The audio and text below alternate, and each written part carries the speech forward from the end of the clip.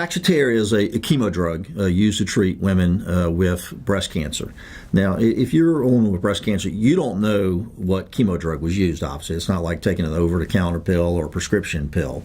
But what we know about Taxotere, the injury that it causes is alopecia, or permanent loss of hair. Now, every chemo drug causes you to lose your hair. I mean, we've all had somebody with cancer that we know experiences that.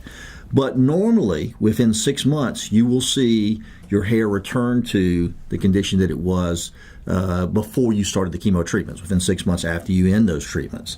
Unfortunately, for a large number of women who have been treated with Taxotere, that doesn't happen. And so there's permanent hair loss. The hair just doesn't come back. Now, for a woman with breast cancer, this is a terrible side effect. I mean, think about it. You've already lost one or both of your breasts, so a big part of what defines you as a woman.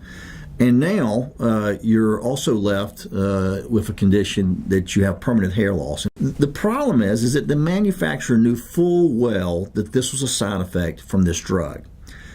Studies have shown that as much as 9% of the women using Taxotere are going to have this side effect. Now, they thought enough about the side effect that they started warning Europeans about it 15 years or so ago. In 2012, they started issuing a warning to Canadian women. They still were not putting a warning out to American women until finally in late 2015, the Food and Drug Administration ordered them to put this warning on the drug for American women. So it was only in early 2016, where they knew about it years before, 20 years before, that they finally put something on their product information letting American women know, hey, there's a significant risk of permanent hair loss. Now, here's the problem.